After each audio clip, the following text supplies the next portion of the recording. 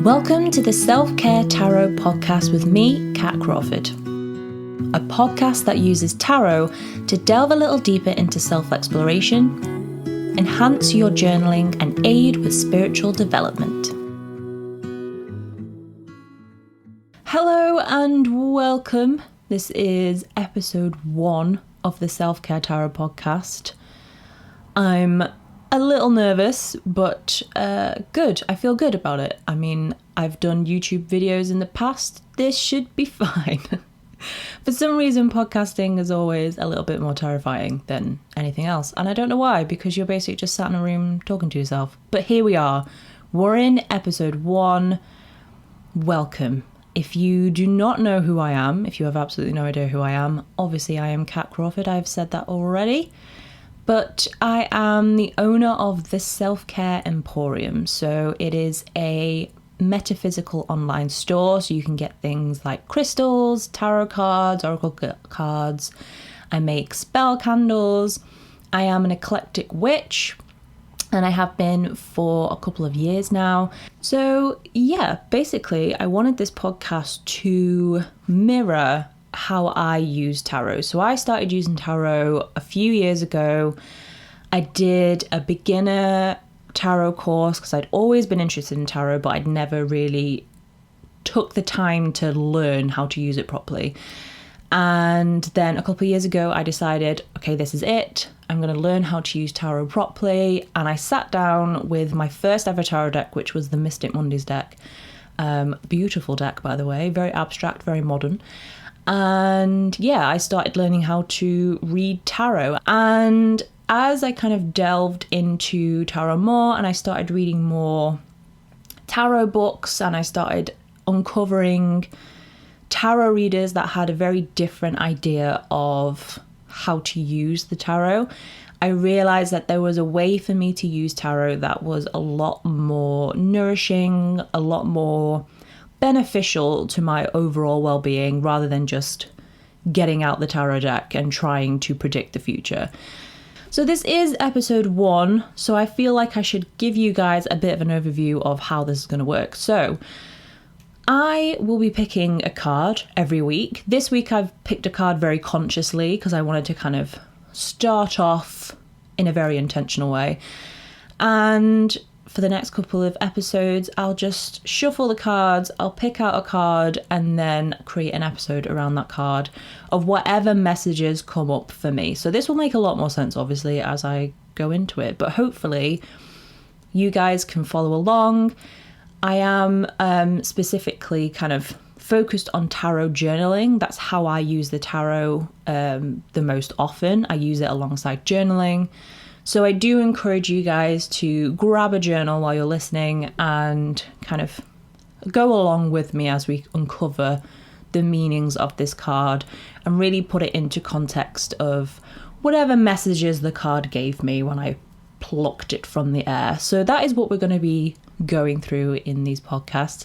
So I'm going to stop rambling on about how the podcast works and I'm just going to get straight into it, because the longer I procrastinate, the more nervous I'm going to get, which is ridiculous because I'm just sat in my bedroom talking to myself. So I shouldn't be nervous, but I am. I'm very anxious. I'm a very anxious person. But here we go. Let's get into episode 1.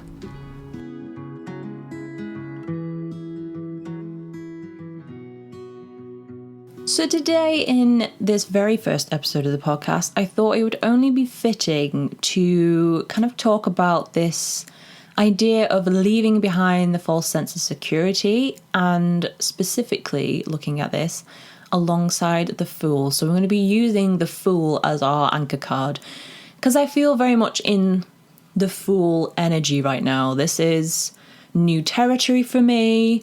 This is something I've kind of thought about, but I've not actually taken the leap to do it for years and years and years. And now we're here. Now I'm in full Fool mode. And it's hard to say fool in my accent without sounding like the most mank person you've ever met. So I apologise if the way that I say fool is distracting. But it's tough because that's how I say it. So that's how we're going to have to deal with it.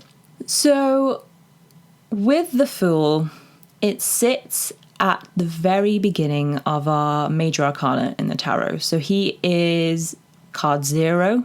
He's not card 1. Often people mistake him for card 1. The Magician is card 1. The Fool is card 0. So I always like to think of the Fool as a kind of ace energy within the major arcana. So he's not a card that denotes something happening. He's not very kind of stagnant. He is very fluid. He's very flexible. He could apply to pretty much anything, really. He represents our endless opportunities, our possibilities, how far we could go if we try, or how far we might not go if we don't try. So he's very kind of fluid, he's very flexible. When we're kind of in this Fool energy, it doesn't feel very stable. It's kind of like daydreaming. He's a daydreamer, and he likes to think about what is possible. He likes to think of what opportunities might come his way. And so that's the kind of energy that we feel with the Fool. He's right at the very beginning, and if we follow the Fool's journey, which is the journey through the major arcana, he stays with us through every single card of the major arcana. So we are the Fool. When we get the Fool, reflect yourself upon the Fool. And as we move through the major arcana within our life, within the cycles that we go through life, he is always with us every step of the way. So often the Fool will appear in tarot readings for ourselves or for others when we're faced with usually a decision to make, usually an opportunity that has arisen, or a new path that has opened up that we are kind of reviewing and deciding whether we want to take.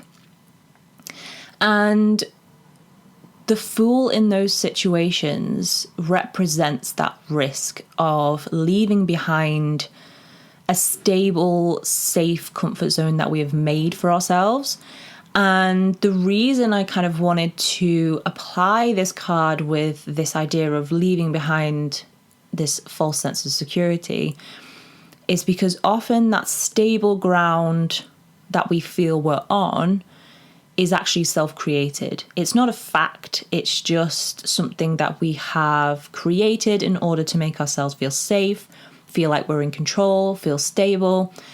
And so when we talk about using the Fool to leave behind that false sense of security, we're looking at the messages, the meanings of the Fool, and how we can apply that to that safe space. So is the risk that we're about to take actually that risky? Is the safe space that we've created for ourselves that we're trying to move away from, is it actually that safe? Or is it just that we've made it feel that safe? We've told ourselves all these things to make it appear that it's a safe, secure space. But actually, if we start digging into it, so if we take that Fool energy and we really start to kind of chip away at that idea, that kind of concept of comfort zone and safe spaces, what do we actually find at the center of that? Is it facts? Is it just things we've made up to kind of support that safe space, that comfort zone? And so when we apply the Fool to that, he often can illuminate these things of, oh, okay, well, I thought this was a fact that I was telling myself, but actually, if I look into it, if I really dig into it, it's not that factual. It's not based on anything. It's just that I've told myself this in order to make sense of things, in order to create some sort of structure around my life and what I have right now so that I can, go about my day. Because if you woke up one day and your comfort zone wasn't your comfort zone, you were just constantly, if you have anxiety, this is usually how you feel every day. I know I do sometimes. If you are feeling very insecure about where you are, you're constantly questioning things and you can't live your life like that. You can't live like your entire 80, 90, 100 plus years, however you want to live, long you live for, however long you want to live for. You can't live your life in that kind of unstable constantly questioning, constantly on the verge of like fight or flight. So you have to tell yourself things to make yourself feel safe and comfortable and all of that. And so when we look at the Rider-Waite card of the Fool kind of jumping forwards and he's about to jump off that cliff and there's that dog that's like, what are you doing, you crazy person? Don't do that. You're going to fall off a cliff. That cliff edge, that's our safe space. That's the kind of comfort zone that we have created for ourselves so that we feel safe and that we feel secure and in control of everything. And the Fool about to walk off that cliff is us about to, move off that safe space. But in fact, what we have to do is question whether that ground is even there. Is it actually there, or have we just convinced ourselves that it is there? So the best way of getting this message across in a nice, succinct way that doesn't sound like me just rambling to myself is to apply it to my own kind of experience. So for me, the biggest Fool moment that I have had, probably in the last 10 years, is I was working a full-time job in digital marketing at an agency that I absolutely loved working for. I loved all the people. I enjoyed my work. I enjoyed going into work. There was no reason why I would want to quit my job. I was paid well. I had a flat. I was living in the centre of Manchester. Like, I had everything that I thought at the time you needed to feel like an adult, to be safe and secure and in control of your own life. And I had all of that.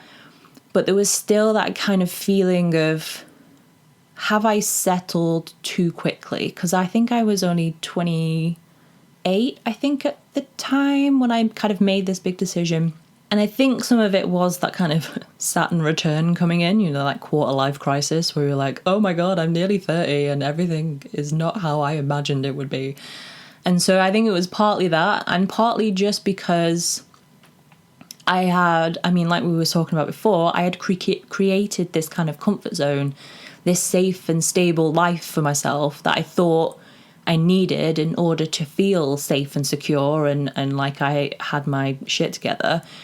And in fact, I was thinking, actually, there are other ways that I could have this security, and there are other ways that I could have this kind of safety. But the only problem is you're never going to discover those other ways unless you leave the place that you're in now. So with that in mind, I decided to leave my safe and secure job, to move out of my flat and move back in with my dad. And I worked full-time for about a year to save up some money. And then I went to New Zealand. I quit my job. I booked onto a working holiday program, and I went to New Zealand. I got on a flight. We stopped over in Hong Kong. I got a really bad chest infection. So my first week in New Zealand wasn't great. And I think that was the perfect kind of Fool moment, that first week in New Zealand, because I had possibly the worst chest infection I've ever had in my life. I had to pay $100 as soon as I got there because I had to see a doctor. And yeah, I had to get antibiotics. I spent the first probably week of being in New Zealand in bed, not being able to get up or move. I didn't want to eat anything. I was really, really ill.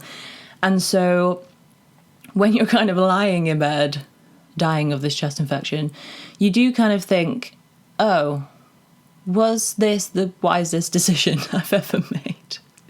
And it turned out to be a very good decision eventually, but it was in that moment I did have that kind of Fool moment of, I have taken this leap and I'm not sure that this is working out for me. And so you start to question it and you're like, well, I've left all of this safety and security and this solid ground behind me in the UK to do what? To come to New Zealand and be really, really sick for the entire time I'm here.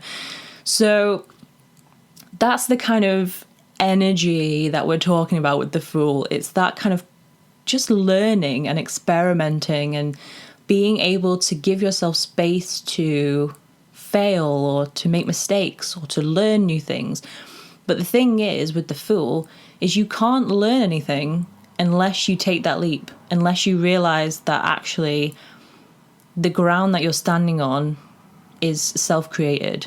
You know, you can have that ground somewhere else, but you're always going to have those moments where you question it. No matter what you do, if you take any risk, you're always going to question it once you've taken that leap of, oh God, am I going to like fall on my face? Or is this going to be like the greatest decision I've ever made? So for me, that was that kind of first week in New Zealand where I'd quit my comfortable job. I'd left my flat in the centre of Manchester where I absolutely loved living. And now I was dying in a bed in New Zealand, a whole world away from everything that I knew. But the thing that I noticed once I started to get better was that there was so much I would have missed if I had not taken that leap. So if I hadn't had that moment of, oh, actually, I could have a different life and I could have a different type of security. If I hadn't had that realization, I wouldn't have taken the leap. I wouldn't have gone to all the amazing places that I went to in New Zealand. I travelled through the North Island and I travelled down to the South Island. And I think I was there for about a year, and I think I had these Fool moments maybe 3 or 4 times whilst I was there. And so the whole year really for me was a very Fool year. So that was 2019, I think, 2018, 2019. And yeah, the whole year was just the epitome of the Fool. Just me testing boundaries and making mistakes and really questioning what safe and secure meant to me personally and what it looked like. So one of the main things that I learned on that journey with the Fool in that year in New Zealand was that the idea of the life that I had wanted to live after taking this leap wasn't necessarily the right one for me. So I had left behind this kind of false sense of security to leap into this whole new life. I'd made a mood board of what I wanted my life to look like. I wanted to travel. I wanted to be like a digital nomad. And then you start to kind of question that. And I think you can only really question your idea of safety and security once you are outside of it and looking back at it. And that is something that the Fool gave me in that year. So if I think about other kind of Fool moments that I've had in my life, before I went to New Zealand, when I had like my safe and stable job, I was in another very safe and stable job. And this job looked exactly how I thought adult jobs should look like. It was a corporate office. I had to wear a uniform, like, well, not a uniform, but, you know, like posh worky clothes rather than casual clothes. I had a car. I'd never had a car before. I bought my own car. I still lived at home, but I was saving up for like a mortgage, and I was doing all the adult stuff. And then I got made redundant. And to be honest, it was the most relief I have ever felt in my life, because I hated that job. I hated it. It was the worst experience I've ever had, ever in my life. I hate corporate offices. Never, ever, ever, ever going into a corporate office ever again. It is not for me. I am not built to be there.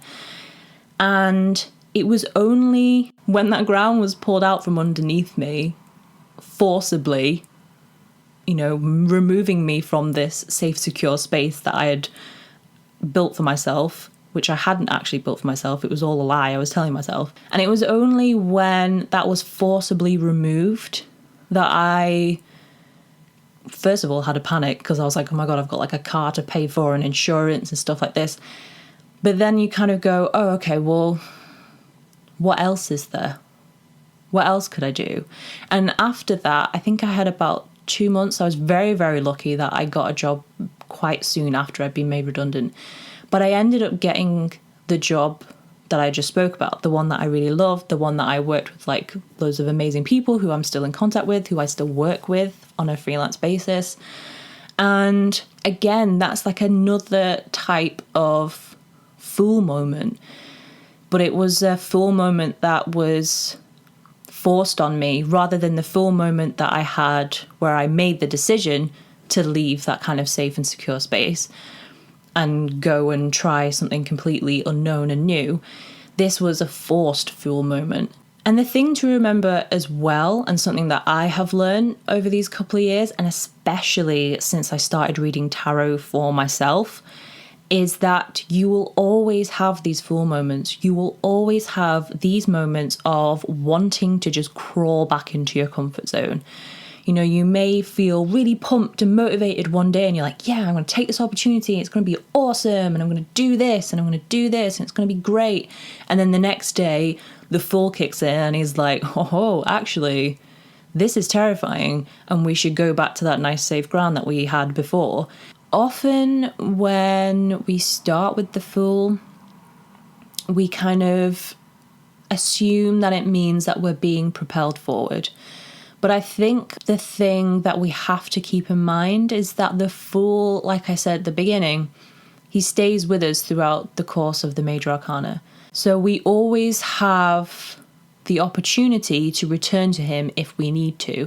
And we can stop and take a rest and, you know, go back to that fool and kind of go back to those messages that the fool gives to us, the invitations that he kind of presents to us, reviewing that solid ground and reviewing where we've come from and where we want to go. And it's important to know that we can stop on this major arcana cycle. We can stop at any point and kind of go back to that fool and really use that fool to review things. And I think the thing that the fool does really well is he allows us to really think about the things that we want and review and enlighten us on whether that is actually what we really want.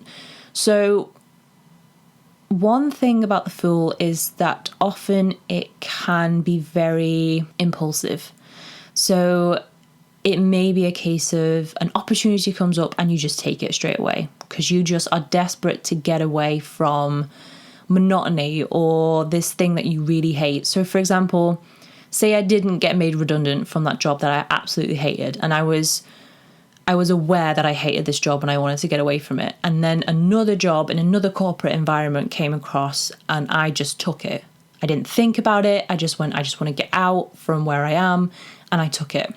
That's kind of how the fool can be very impulsive, because it's not necessarily that you've taken that leap for your own benefit. You've taken that leap because you felt trapped or you felt stuck. So, and then obviously if you take that leap and you get into this new place, then you're basically just swapping one crappy place for another. So what the fool allows us to do is to kind of just stop before we're about to walk off that cliff, and ask us to really think about things and think about what we have already, what we've had, what we enjoyed, what we didn't enjoy, and just do like a little life review. So I often find it really helpful to do major fool work, say like 3 times a year. So you'll do it at the beginning of the year where you kind of think about what goals you want, what kind of things you want to manifest that year. Do it mid-year, so you kind of do like a mid-year fool review where you kind of go back to that fool and you think, okay, well, what have I achieved so far and what have I got left to achieve? How have my goals and desires changed since that first review? And then do another one at the end of the year and be like, okay, well, this is what happened this year. Did the things that I wanted at the beginning of the year happen? Did I enjoy them? Were they what I kind of always wanted them to be? So that's something that the fool can really help us with, is enlightening us on what we want. And really allowing us the flexibility to change your mind, to be able to say, actually, no, I don't want this anymore, and go back. Again, like we said before, we can always go back to the Fool and back to that safe space, that comfort zone. So he gives us the space to be able to do that and experiment with that and really delve into it. So if I go back to what I was talking about before, about being in New Zealand and really questioning what I wanted and having those mood boards of what I wanted my life to look like and what I wanted to do. I wanted to like go kayaking and go mountain climbing and like travel and work and do all these amazing, exciting things.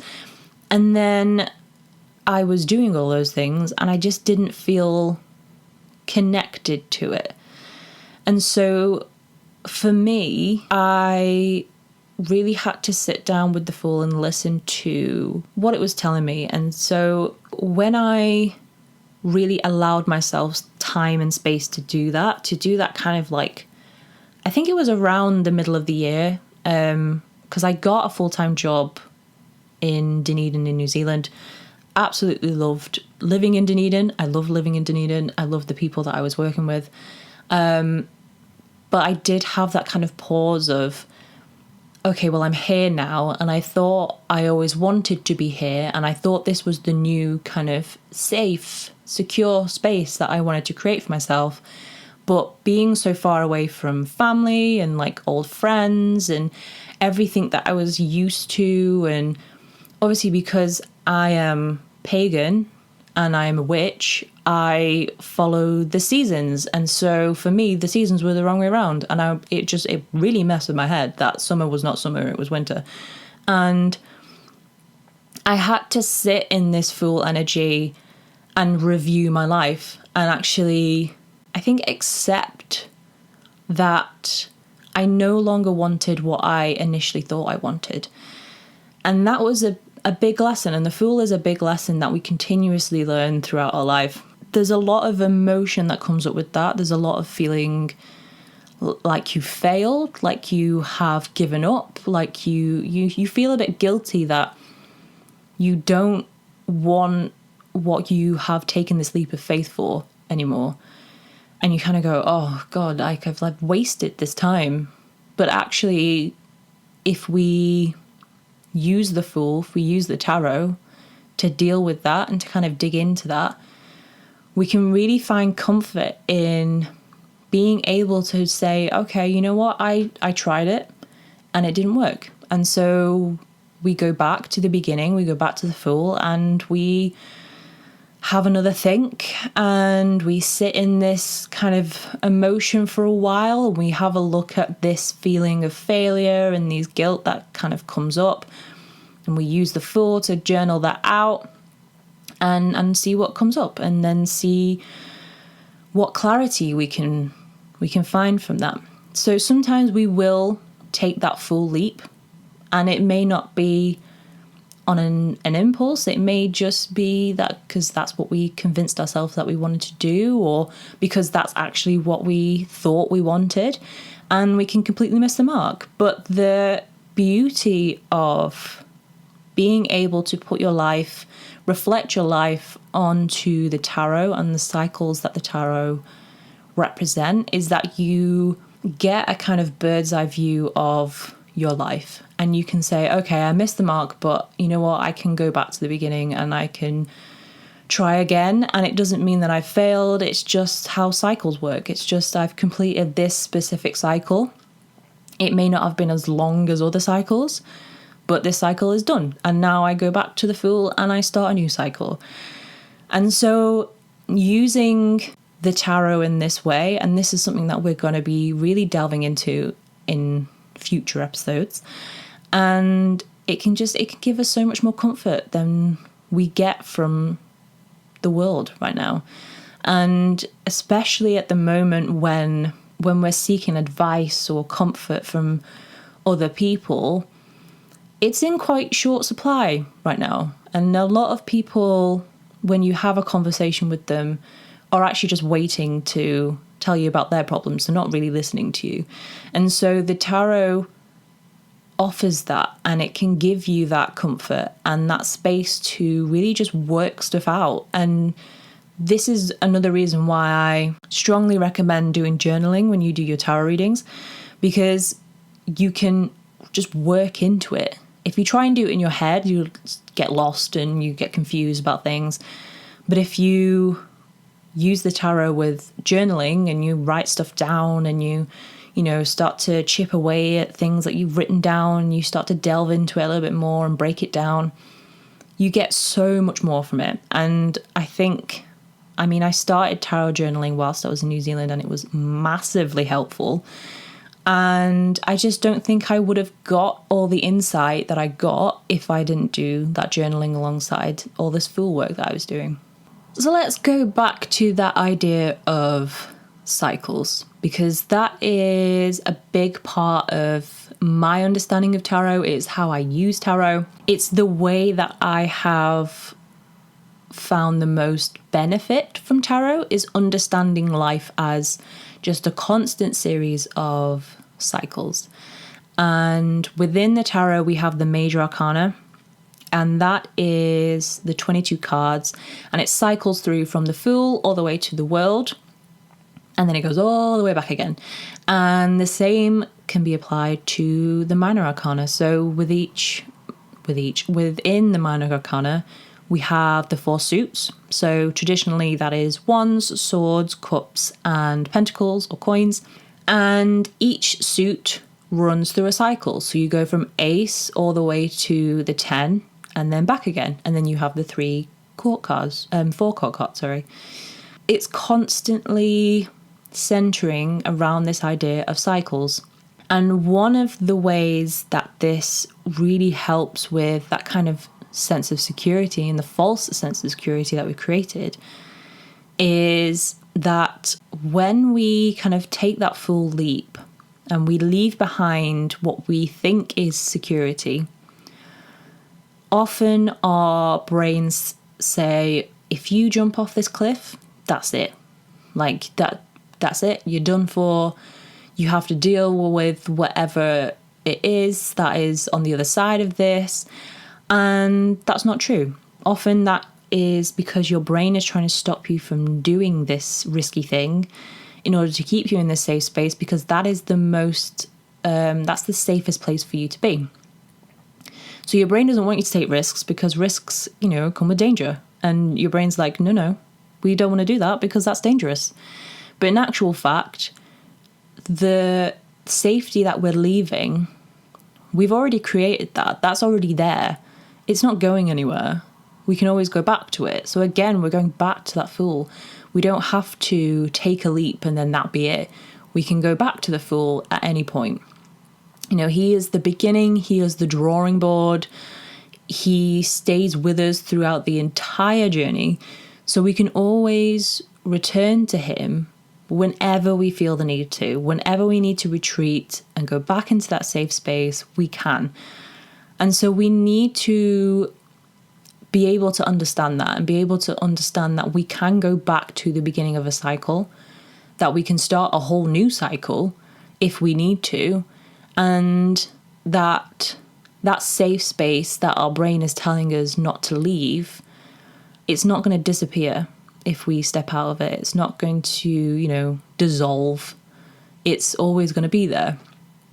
And so again, that's that false sense of security, because your brain's saying, if you leave that behind, then that's it, it's gone. But that's not true. That's not a fact. That's just something that your brain has told you in order to keep you there.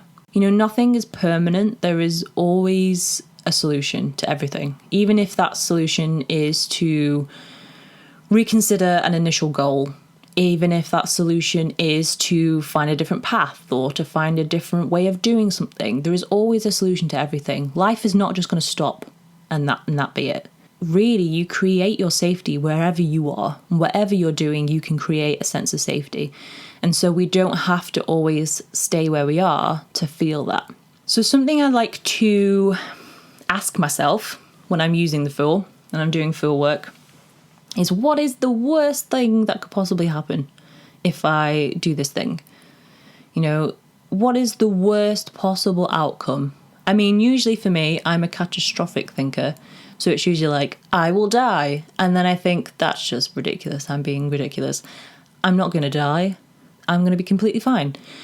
And so when we do this Fool work, we really kind of break down and dig into those beliefs, those deep subconscious beliefs that we've told ourselves. And it's a lot of work. I'm not going to lie. It's a lot of work, but it is 100% worth it, because often we can get some serious realizations about what we want, about where we want to be, about what we want to do, our goals and all of that. The Fool just kind of comes in and gently reminds us that, half the fun of living is taking risks and experimenting and testing our boundaries. And, if we stay in the same space from the minute we're born to the minute we leave this plane, how boring would life be if we never took a risk, if we never explored opportunities that are completely unknown to us, if we never took a career change, or we didn't,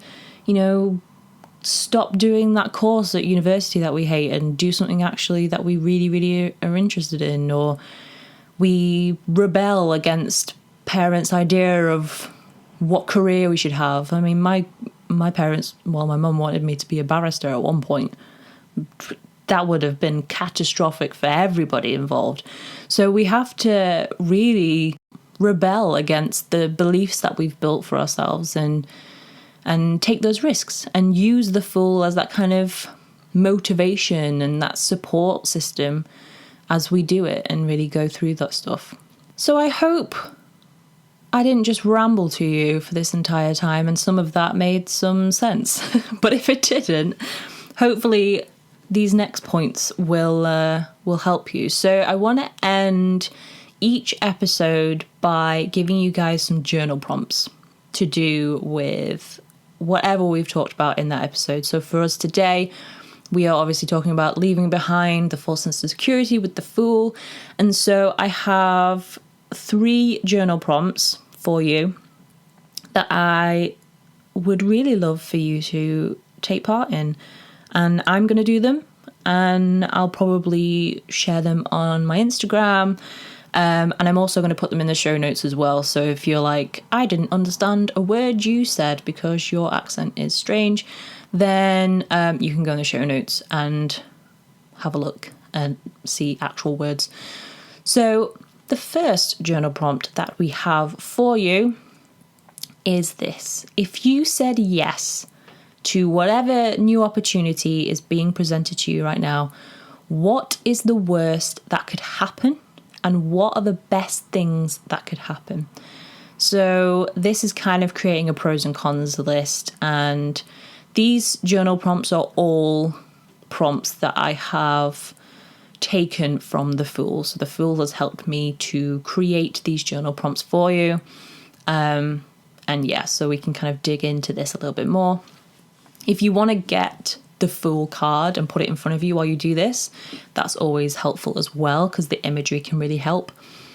So that's the first journal prompt. I'm only going to do 3 because otherwise we'll be here for flipping ages.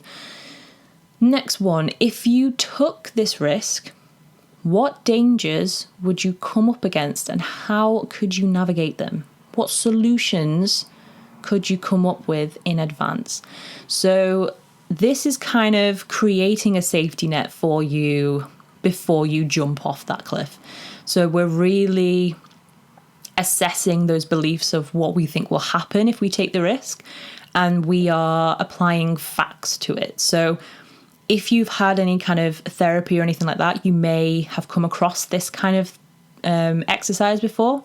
So you're basically questioning the facts that you are telling yourself in order to see whether they are actual facts or whether they are something that your brain is telling you in order to keep you safe. So this journal prompt will help you to kind of create like a little crash mat for yourself so that you have a bit more confidence and a bit more comfort in taking that leap and taking that risk or seizing that opportunity. And then the last journal prompt I have for you is this. So when have you taken a risk that has not panned out the way you thought, and what happened after it? Did you realize anything? Did you learn anything? Did it set you on a whole new path that you would never have even considered before? So what happened after that thing didn't pan out? So we're really reviewing our, quote, in quotes, failures, because they're not technically failures. We're reviewing things that have happened before to kind of collect some of this data that we need in order to, again, question those beliefs. So a lot of the full work that we do, that we're doing with this journal prompt, is digging out those deeply rooted beliefs and ideas and questioning them and really breaking them down, chipping away at them to kind of see what is truth and what is something that we've kind of told ourselves in order to keep ourselves safe. So we're questioning these subconscious motivations that we have. So now that you have your journal prompts, go grab your journal. Once I'm done, let me close the show first. Grab your journal, do those prompts, and see if you can find out a bit more clarity around your situation. And if you do have any kind of epiphany moments, if this has helped you in any way, if the journal prompts have helped you in any way, please let me know. You can DM me on Instagram or you can email me. I'll put all information that you may need in the show notes. But I'd love to hear how you guys have found this first episode, but also how, if it's helped you. I hope it has. I hope it has helped you in some way. But yeah, let me know. Let me know how you get on with those journal prompts. So as this is the first episode of this podcast, it would mean the world to me if you guys could head on over to iTunes and drop me a little review, because all reviews help, especially for brand new podcasts, to get the word out and help new people find the podcast. So if you can do that, that would be glorious. Thank you so very, very much. But that is it for episode 1. I hope that it was good, because I have no idea what I'm doing. So I hope you enjoyed it. I hope it was helpful. I hope you guys got something out of it. So if you want to interact with me more, you can do on Instagram. I am at the Self-Care Emporium. And you can also go check out the selfcareemporium.com, where you can buy metaphysical products. You can also, grab some services. I have some courses on there. I do email tarot readings if you're looking for a little bit of guidance from the universe. And so that is all for episode 1. I hope you guys enjoyed it and enjoy the rest of your week. And I will see you in the next episode. Bye bye, guys.